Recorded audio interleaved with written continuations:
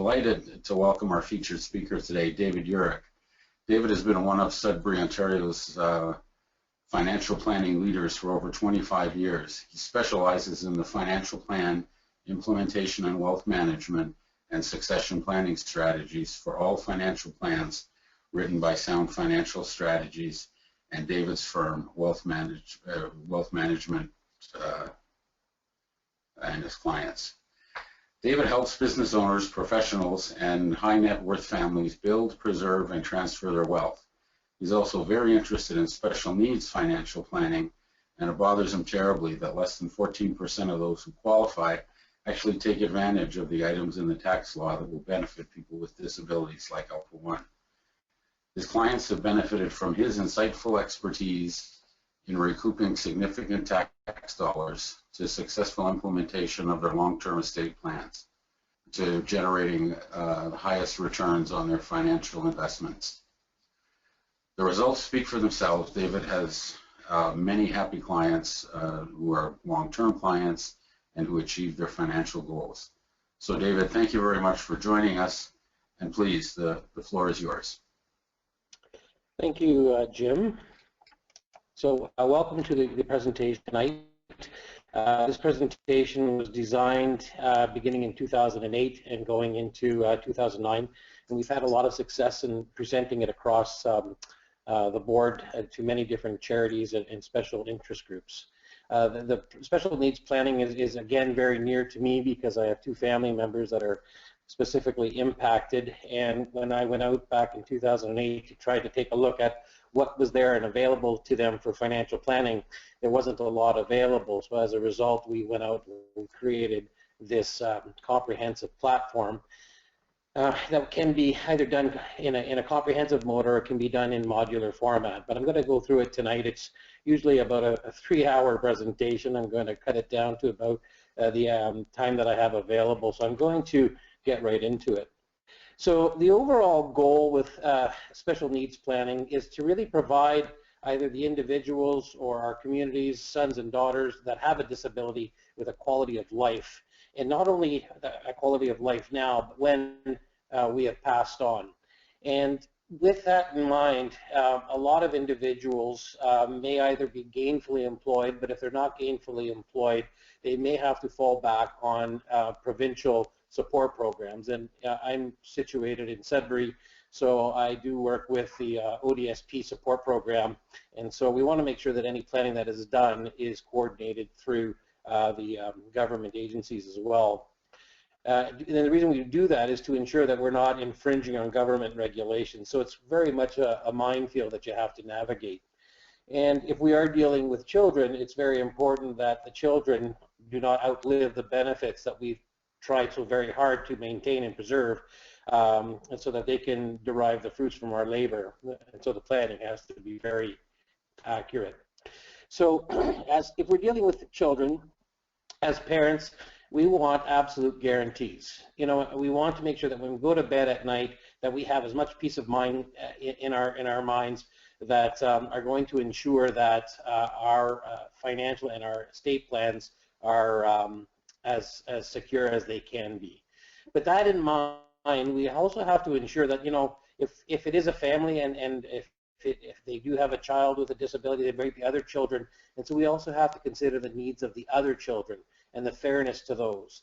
And I look in our client base, and I think about all the clients that have disabled children, and in that case, there's other children that are not disabled, and the theme amongst those parents, and not to use the word, I hate to use the word burden, but we don't want to be burdening the non-disabled children with the responsibility of caring for those children that require extra assistance. And so in many cases, we have to ensure that the plans are as simple and are as effortless as possible, while at the same time trying to achieve that proper balance between all of the children. Now, to the overall goals of special needs planning are broken down into 5 or 6 sections. There's so many individuals that don't take advantage of the various tax credits that are available to us, whether they're the disability tax credits, caregiver tax credits, family tax credits, medical expense tax credit. That's the first part of the program. The second thing is I'm going to be touching on why the creation of trusts are very important, whether they be Henson trusts, disability expense trusts, testamentary trusts, and what they mean to you, what they are, and what they mean to your family. The idea is also to how we can use tax savings to offset the creation of these trusts and use the annual tax savings to offset the long-term funding costs of these trusts. The review of the current benefits offered through the various provincial support programs. In this case, I'm going to be focusing in on the Ontario Disability Support Program, and then explore the, I say newly created, the RDSP program with a focus on the grants and the bonds that are available from Human Resource Development Canada. If I was sitting with you today in a seminar room, we would be providing you with a copy of the Disability is really the crux, the beginning of how this whole program works.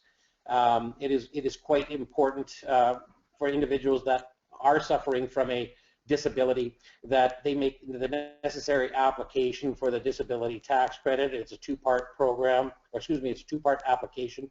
The first part would be completed by the applicant, and the second part would be completed by the applicant's physician. Or a qualified practitioner. All right. So there are specific definitions as to what will qualify for the disability tax credit or the caregiver family tax credit. But I'm not going to get into that now. But the key is to, if you haven't already applied for those tax credits, either for yourself or for a dependent child, then it's very important to do so. So a lot of people say, well, why go through the why bother? Why go through all of this?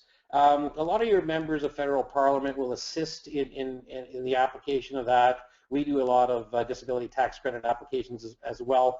But the reason is, why bother? Well, I can tell you we've recouped in excess of $250,000 for various families across Ontario that have applied for the disability tax credit or the caregiver tax credit. The possible tax credit savings is anywhere between $7,700 and $4,500. The total tax credit is about $12,000. This is based on 2014 data.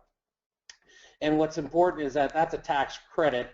It will be multiplied by a rate of 15%. So your actual tax savings that you can put in your pocket will range anywhere between $1,100 and $1,800. Now, the interesting thing is that with these tax credits, if you've never applied for it, they can go back to date of diagnosis or 10 years or more, and that could be anywhere between $11,000 and $18,000. So, I haven't, piqued your curiosity or your interest. I think I've done that right now. So it's vitally important that we do this. If I am dealing with families with children with disabilities, and these are my two nephews, Daniel and Christopher, I wanted to say that, with children that have disabilities, they grow up to be adults with disabilities. And so that there is a big focus as to where I'm going at with this as well. And if the individuals do not qualify for the disability tax credit, they can also qualify for the family caregiver amount, which will provide additional tax relief in addition to the disability tax credit. If we're not going to be able to qualify for either of the previous two tax credits, then the claim for medical expenses is not as lucrative, but it certainly is there to offset expenses. And again, if we are sitting in a seminar room, we do have an eligible list of medical expenses that you would be able to submit on your taxes. I'm going to switch gears for a moment. So we've talked a little bit about taxes and the reason why we want to apply for those tax credits. And so what ends up happening is that if we have, if you're an individual with a disability or a parent with children with disabilities, it's really important that we take a look at what happens to the assets that we've accumulated, either for ourselves or for our children, and how we're going to distribute those at our death. And so a lot of times individuals turn to radio advertised will kits, And to be quite honest with you, ladies and gentlemen, they're not the answer for families with individuals with disabilities. I don't advocate those. The concerns are they don't ask the right questions regarding special needs. And in our firm, we work with a group of lawyers across the province of Ontario in order to retain professional legal advice, and we tailor our financial plans and our special needs plans with qualified lawyers that have experience in designing the appropriate last will and testament documents. So if we're dealing with children or with disabilities or individuals, parents with adult children with disabilities, and we're looking at the concept of passing on assets at our death, it's very important that we understand that in the event that assets are transferred to an individual who is disabled and potentially receiving provincial benefits, and I'm going to touch on this a little bit later on, but any assets that are received have an impact on provincial support benefits that are being received. And so the creation of testamentary trusts or Henson trusts or disability expense trusts are very important. All right, so what are they? So a trust is a fictitious entity like a corporation. You know, you can't go out and hug a corporation, you can't go out and hug a trust, but it actually is a legal entity. And it's an entity that arises between somebody who wants to set up a trust, that's the individual referred to as a settlor, the individual who's going to manage the trust, that would be the trustee, and the individual who's going to benefit from the trust is going to be called the beneficiary. If it's a trust that comes about as a result of your death, it's referred to as a testamentary trust. And what makes testamentary trusts at this time favorable against other forms of trusts is that they receive preferential tax treatment at this stage in the game. Now, effective 2016, individuals that qualify for the disability tax credit will move into something referred to as disability expense trusts, which will continue to have preferential tax treatment, or graduated rates estates that have preferential tax treatments, and that they're still intact. But the federal government has played with the testamentary trust, in eliminating the graduated tax rates. But I'll talk a little bit about that later on. So the idea with a trust, so I'm dad and I have a child who's disabled.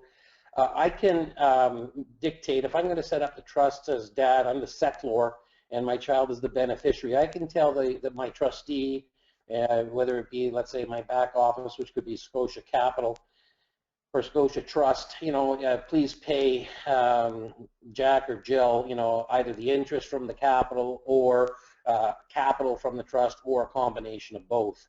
And the interest can be fixed or it can be at the discretion of the trustee. It's important that you understand that the beneficiaries have an interest in the trust, but the trustee is actually the legal owner of the property, and the trustee has the control of the management of the assets. The absolute power over the asset with the discretion to exercise the power based on the settlor's wishes or intentions. Now, that might alarm some people, but I need you to understand that there are certain things referred to as powers and duties within the trust world, and the duties of a trustee are held at the highest level. We refer to that as fiduciary. And when there are problems occur, trustees have to be very much accountable to the intentions of the settlors, right? So if Scotia Capital, or excuse me, Scotia Trust didn't follow my intentions properly, and the beneficiaries, you know, filed a complaint, then the courts would most likely side on the side of the beneficiary. So it's really important that you understand that the rules regarding testamentary trusts are very strict, or even the whole aspect of trusts. Now, in terms of the Income Tax Act, a trust, again, is a fictitious entity. It can have a name, and it can be considered a separate taxpayer under the Income Tax Act. It's required to file a tax return on an annualized basis and report any income or any distributions to the beneficiaries. At this time, they can have a non-calendar year. Now, that's getting phased out, but that can have some tax deferral benefits. And any income that the trust pays to a beneficiary, they'll get a deduction. So the trust itself can make application for various deductions, just like individuals can, in order to reduce the taxes. If the trust qualifies as testamentary or graduated rate estate, then what happens is that we can take advantage of graduated tax rates. So these are income levels, and I believe these were based on 2014 federal provincial tax rates. So you can see that we live in a graduated tax society. So the higher your income, the higher these are combined numbers, and so there are some benefits. If you were to create a trust while you were alive, those are referred to as inter vivos, and those trusts there would pay tax at the highest marginal rate, so there's no benefit. But at this stage of the game, if the trusts qualify as testamentary under graduated rate estates or under a disability expense trust, then the application for the graduated rates are still available and quite lucrative. It's important that you understand that the tax is payable in the province where the majority of the trustees reside. So if I live in Sudbury and my family lives in Sudbury, but I decide to appoint my cousin who lives in British Columbia, then the trust would pay tax in the residence of where the trustees reside. And of course, if we have monies invested in the trust, if it's invested in GICs, that'll generate interest. If it's invested in preferred shares, it'll generate dividends. If it's invested in common stocks, it can generate capital gains. But all of that income will retain its character when it's paid out to the beneficiaries. The trustee also has the capacity to elect whether or not the income and the gains are taxed in the trust, even if it's paid out to the beneficiary. So there's some tax planning that's opportunistic at this stage in the game. But to highlight the importance of it is that if we do gain access to the graduated rates, if we have a trust that is set up, and let's say there's $750,000 in there, and please understand, ladies and gentlemen, that sounds like a lot of money, but if we have real estate, if we have life insurance policies, if we have investments, it can quickly add up to that number. And if we are paying income taxes at graduated rates, then having a testamentary trust can save about $8,500 each year in income taxes on that capital amount. So it is quite sizable. Why consider these testamentary trusts or the creation of a trust?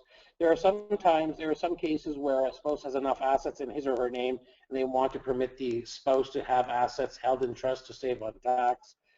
There's a consideration in terms of children or grandchildren to ensure that they have enough assets and who also want to save on tax. There's the whole issue of protecting assets from the widow or the widower's new suitor or the children's spouse upon marital breakdown. That's a big one.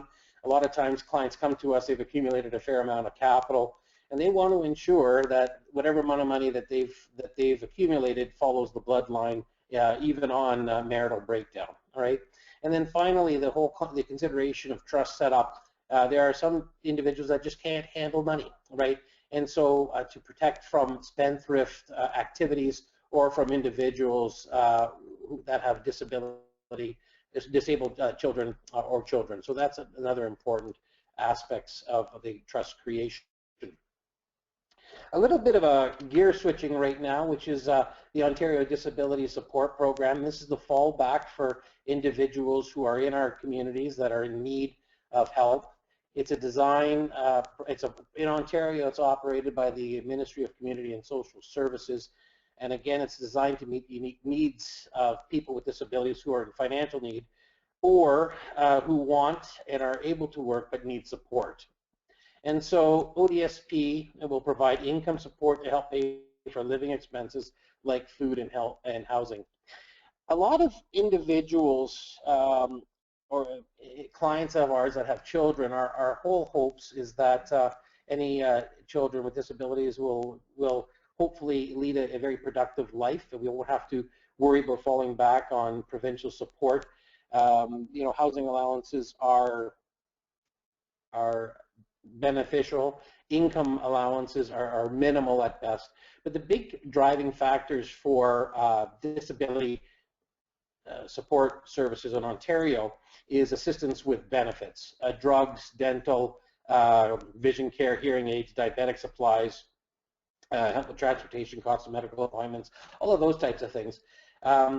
Living expenses and income support are very important, but in terms of disabilities and the expenses associated with drug or dental coverage, those expenses can become very expensive very quickly. In order to qualify, and again I'm speaking from the province of Ontario, in order to qualify for ODSP you have to be over the age of 18 years of age. The benefits are payable to age 65 if they're needed, and at that point in time Canada Pension, if they've contributed, or old age security or the guaranteed income supplement will take over. Now that will 65, 67 with the changes that have been made, that will be the when the CPP can be kicked in, but it depends on the individual and current age. They must be a resident of the province of Ontario, and they have to be in financial need. And any physical or mental disability that is expected to last a year or more, and it makes it either hard for you to care for yourself or take part in community life or work. It's very important, ladies and gentlemen, that you understand that any disability support program they will look at your financial situation, they'll look at assets, they'll look at income, they'll look at housing costs and the size of the family as well as your disability status. This was a chart that I took off from 2012. I haven't had a chance to replace it yet. You can see that the income generated from ODSP is nothing to write home to mom about. The incomes are fairly modest, to be kind, but like I said, they are certainly important to ensure the viability of maintaining some degree of lifestyle. So again, with the ODSP, it's not only the income support, the housing support, but also the benefits. And I'm driving this home because what ends up happening is that inheritance income will be considered gift by any form of provincial support program. Would be accepted up to $1,000 per year, exempt from ODSP purposes. The $6,000 limit does not necessarily apply when the disability-related expenses or items or services, but you must receive approval from ODSP in advance for those gifts to be exempt. So what does that mean? It means, I'm going to skip the slide here.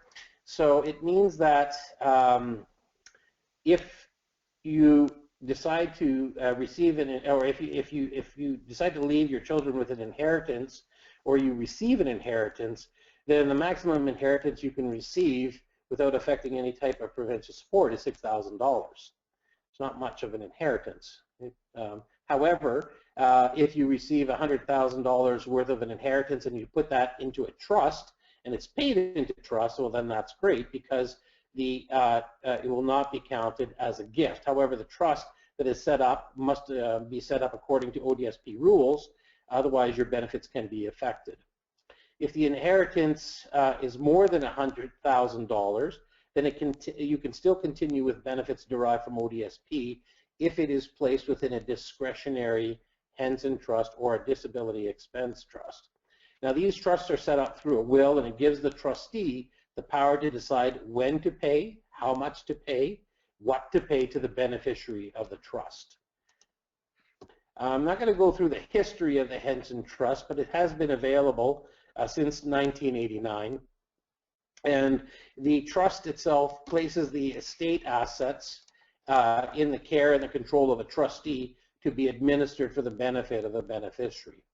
And inheritances that are placed in a properly prepared absolute discretionary trust or a Henson trust are not the asset of the beneficiary, in this case here a child or yourself, and will not affect provincial benefits. And so when I use the terms discretionary, Henson, absolute discretionary, these are often interchangeable terms. So what is the motivation for a parent or a guardian to set up these Henson trusts?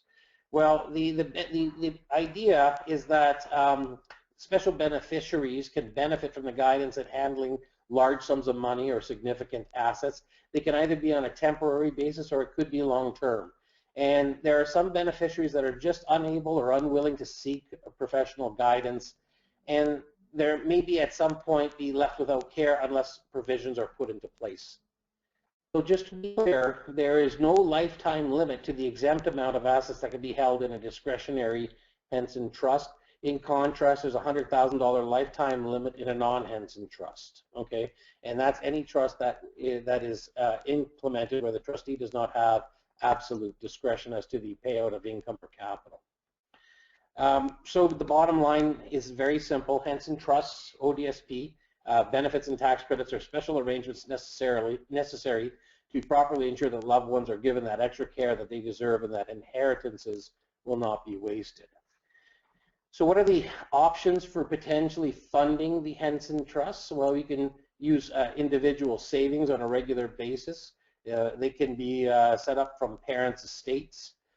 Family members can contribute, and there's always the use of life insurance. A lot of times, 9 times out of 10, life insurance is simply the best option.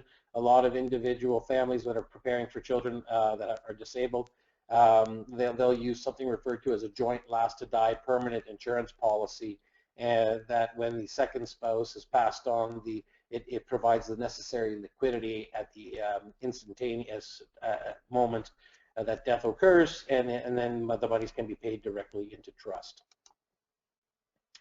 I'd like to move into the registered disability savings plan because this is something where the penetration ratio is horribly low. It was a savings program introduced to help individuals or parents save for the long-term financial security of any individual that is eligible for the disability tax credit. It's very important for you to understand that this is not like an RRSP where you get a deduction for any contributions. Contributions are not deductible, and they can be made until the end of the year in which the beneficiary turns 59.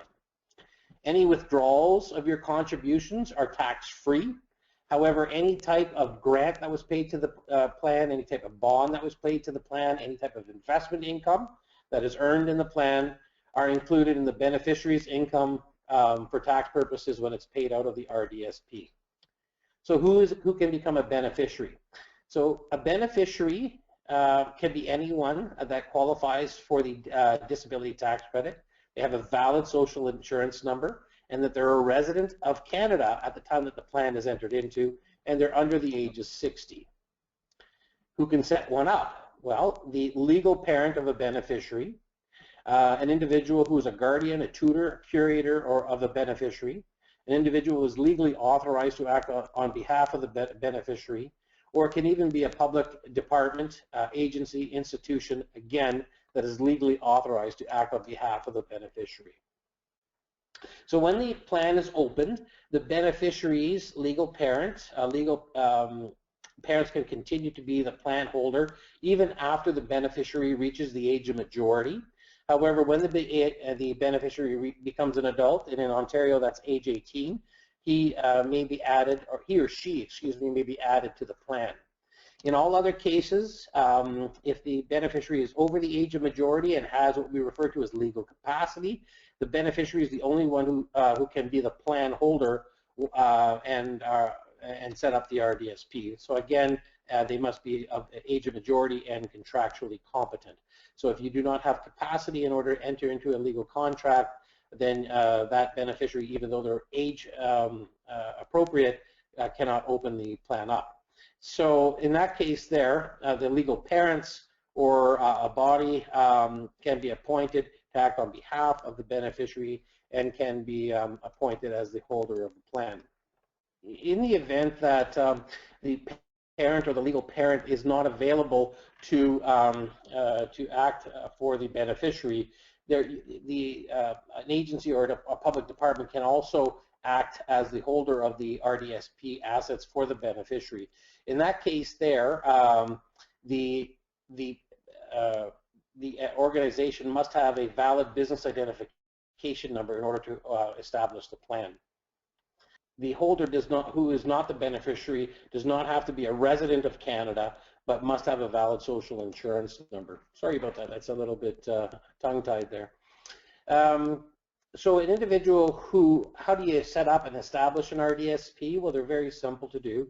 A person who's qualified to be the holder, the person who's going to open the account, must contact the participating financial institutions that offer registered disability savings plans. I need you to understand that not all financial institutions offer them, so you have to seek them out. Our organization does, and we set them up quite regularly. And when individuals come in to set up RDSPs, they can be invested into a myriad of investment options. But it's very important, ladies and gentlemen, to understand that a beneficiary can only have one registered disability savings plan at any given time. Although this plan may have several plan holders throughout its existence, there can only be one RDSP. So you can't go to various financial institutions and open up multiple RDSPs. You can only have one at any given point in time. The plan holder is the person who establishes the RDSP and makes contributions on behalf of the beneficiary. Now, there is no annual limits to contributions, but there is a lifetime limit of $200,000. So why set these plans up? Well, there's a number of reasons for it. The $200,000 limit that I had alluded to earlier, so let's assume for a moment that we have a wealthy family and they have more than enough non-registered investment assets, and they wanted to transfer assets to a disabled person who qualifies for the disability tax credit. That individual can set up a registered disability savings plan, and the parent could shift that $200,000 into a tax-sheltered environment, which is quite beneficial. Over and above that, there are disability savings grants and disability savings bonds. The disability savings grants are what we refer to as matching grants. So they can either be dollar for $2, or dollar for $3, depending on amounts contributed. But the maximum grant that can be received in any calendar year is $3,500. So prior to coming on to the webinar tonight, I receive a lot of financial communiques, tax communiques being reported, and this is certainly not a political plug whatsoever, but I'm just reading as to what the various political parties are considering doing, and it's my understanding that the Conservatives would increase the maximum grant to $4,000. So that's just for information purposes. Again, no political innuendo there, but I just wanted to say that that was the party that mentioned that in their platform. The maximum grant is $70,000 in a beneficiary's lifetime. So and how this works is that if your family net income on your tax return is less than $87,123, and this is again based on 2014 data, if I put in $1,500 for a beneficiary into an RDSP, then the matching grant would be approximately $3,500. So that's an incredible return on your investment. When the family net income is over $87,000, the grant will be dollar for dollar. So that's still a great return. And again, the maximum grant would be $70,000. If anyone on the call has a registered education savings plan for children that are currently set up, the maximum grant for HRDC for education is $7,200 versus $70,000 for disability savings grants. Quite a big difference. There's a lot of individuals in Canada, ladies and gentlemen, that do not have those types of means, and so that have very modest resources. And I can tell you that a lot of people come into our office and they apply for Canada Disability Savings Bonds through the RDSP. And this is something that is very simple to do. It's a matter of 3 or 4 signatures. We set them up all the time. And for those individuals that have annual family net income of less than $25,000, the government will provide $1,000 per year for a period of 20 years to a lifetime bond limit of $20,000 paid into the program without any contributions whatsoever.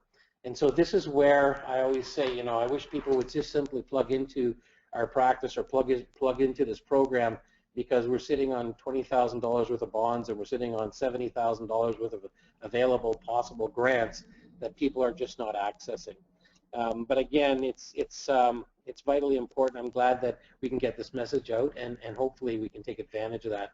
It's also very important for you to understand that any bond or grant money that is paid into the plan must stay there for a period of 10 years. I don't think I'm going to go further into the payments out of the I think I'm over by about 10 minutes here in terms of time for questions and answers. Can you take over at this stage? So the first question here is, can I set up an RDSP for myself? The answer is yes, provided you qualify for the disability tax credit, provided you're under the age of 60, and provided that you're over the age of majority in your province, and provided that you have legal capacity to enter into a contract. Okay, thank you. Now, are you aware of any advisors in BC that have your expertise? British Columbia. Yeah. Thank you. Hollis Wealth Scotia Capital is a national firm. I have a number of colleagues across the country. I know that Jim, you have my email address if you want to coordinate emails that are with specific inquiries and specific locales. I can certainly search out the appropriate individual in that community and provide them with a referral. Okay, that would be great. Okay, I have another question here. It says you spoke a lot about kids. What about, I'm the one with the disability. Can you be more specific about what might be available for me? Absolutely. I guess I didn't do a great enough job trying to balance it off between children and adults with disabilities. But it's vitally important that the program be looked at into a number of key components. One, any application for the disability tax credit must be done first and foremost. Secondly, any medical expenses must be logged properly for your tax purposes, again to increase tax credits that are available to reduce taxes.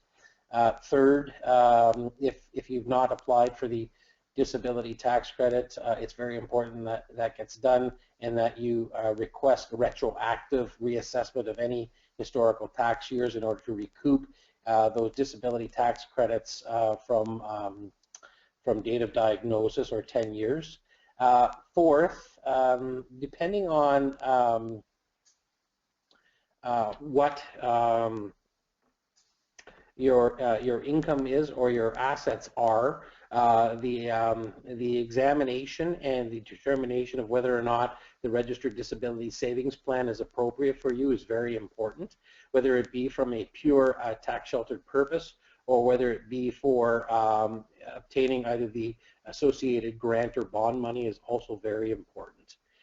So those, if that's the case with the individual right now, it's not so much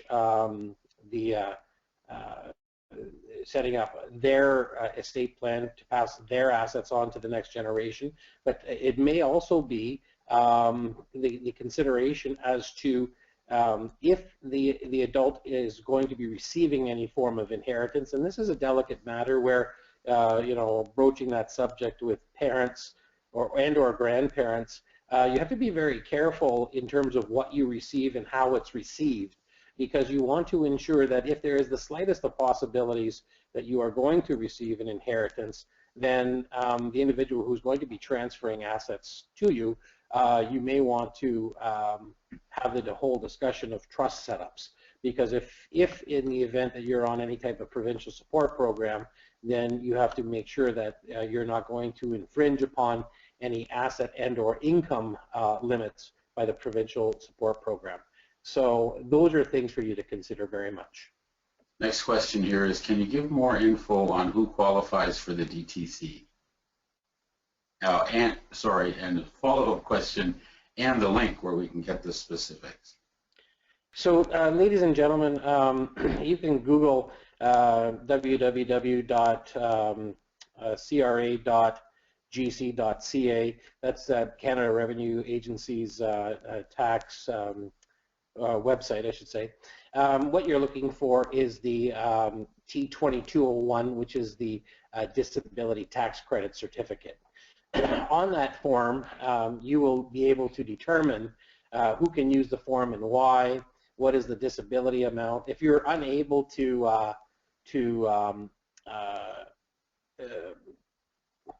you can also use, teletype writers as well in order to gain access information.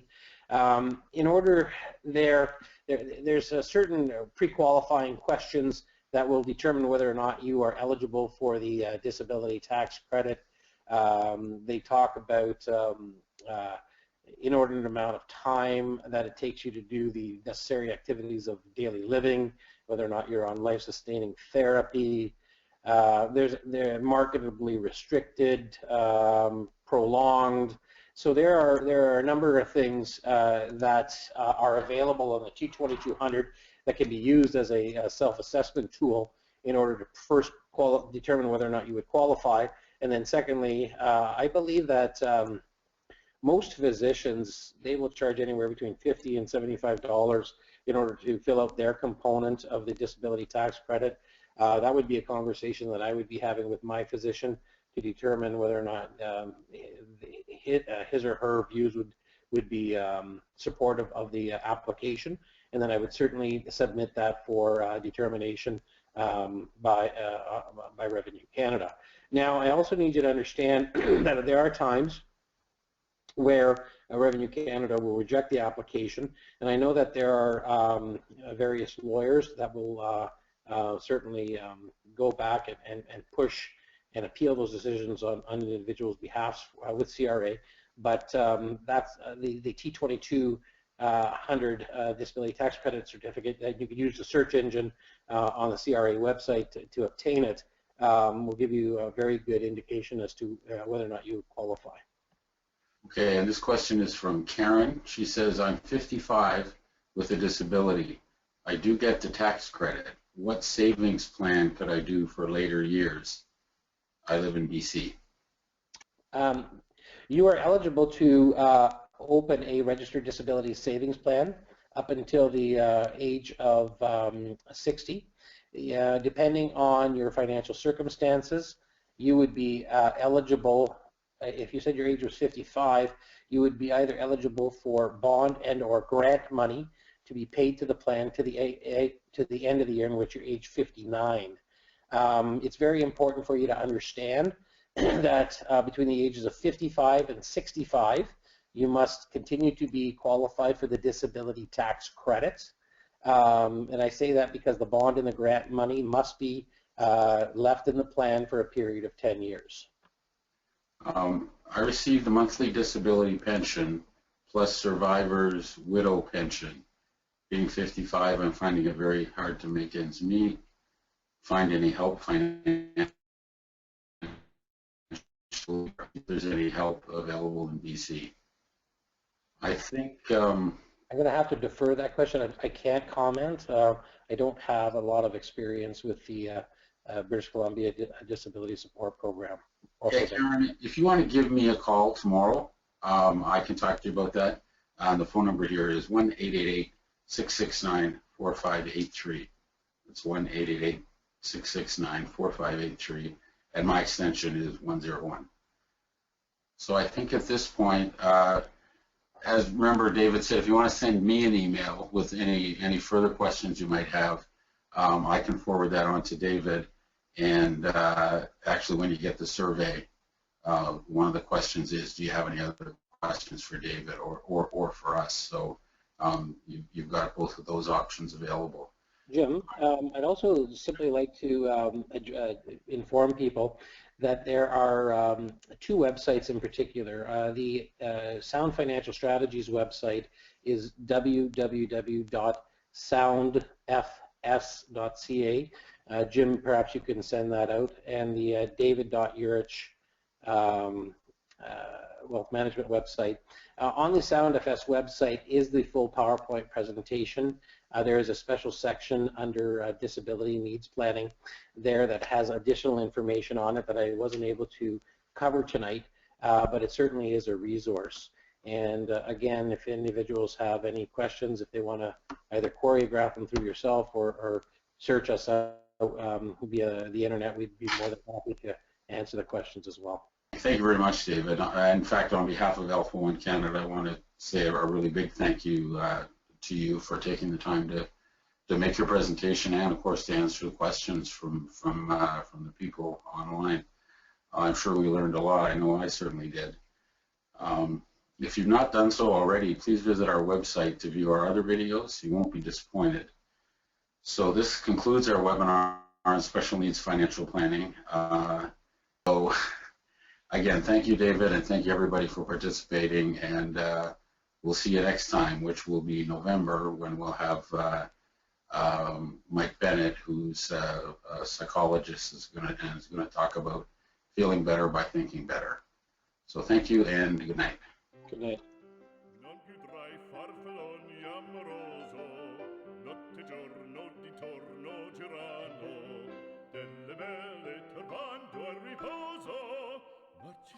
Narcisetto d'amor, delle belle turbando il riposo, Narcisetto d'amor. Non più avrai questi bei panacchini, quel cappello leggero galante, quella chioma, quell'aria brillante, quel vermiglio d'onesco color, quel vermiglio d'onesco color. Non più avrai quei panacchini, quel cappello, quella chioma, quell'aria brillante.